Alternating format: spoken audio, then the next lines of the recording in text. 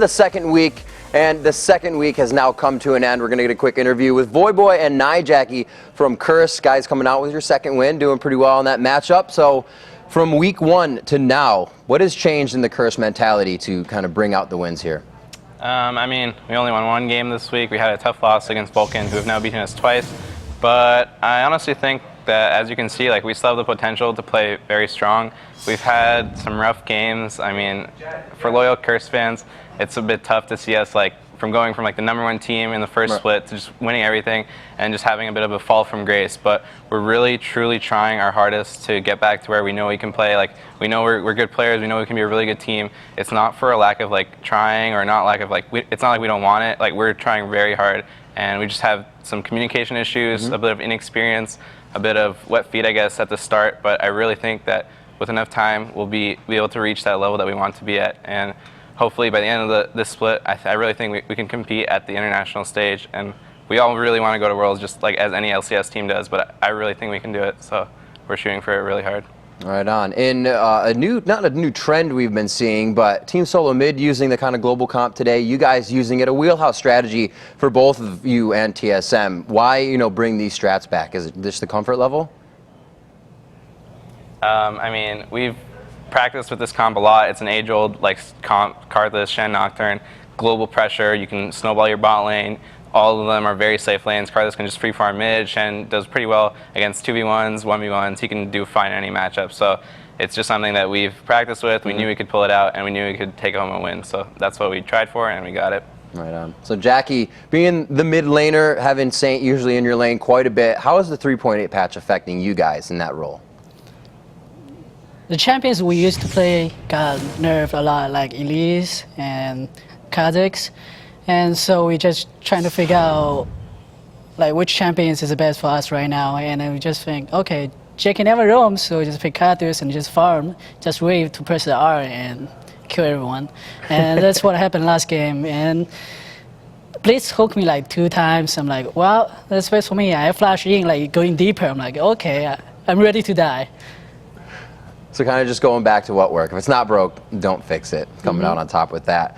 The game as well. Jace came in at least fourth pick for them.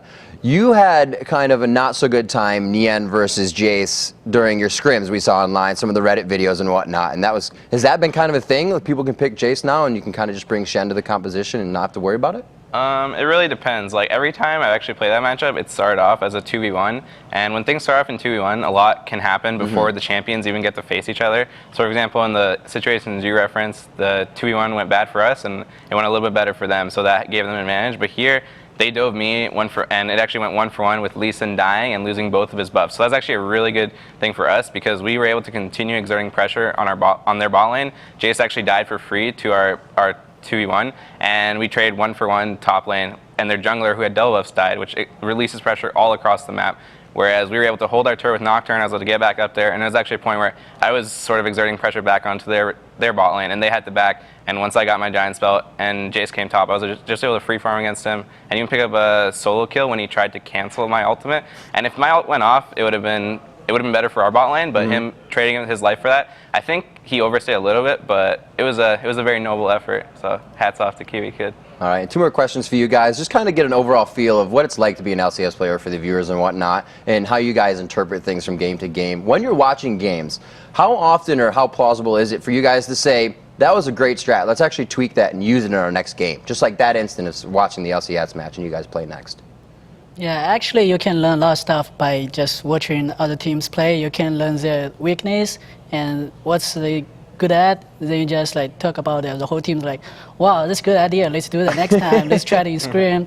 And sometimes it doesn't work really well. Then we just give it up.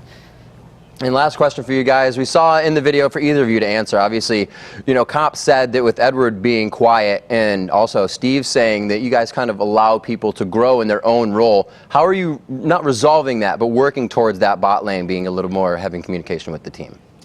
So we're all about encouraging people to play to their strengths. Edward, before, he might not have talked as much, might have got a little bit more direction, but we're actually trying to be a fostering environment for that. And actually, Edward's been speaking up a lot now. The past few scrims and even in the games today, he's been taking a more of an active role, especially on that bot lane. So improvements have definitely been seen. and we're just going to keep trying to grow as a team, as individual players, and see where we can go. Absolutely. The Iona play definitely brought you guys together. Those ultimates were huge. The follow-ups were as well, bringing you guys to another win. Congratulations on that, and best of luck in the rest of the LCS. Thank you, NyJacky and Voyboy, for the interview. Guys, we had a lot of action today. Not as much as the Super Week, but I'm sure it was pretty amazing for everybody. The CLG fans, the Curse fans all putting smiles on their face. And we're going to review a few of those games as Jat's over in the replay area to give us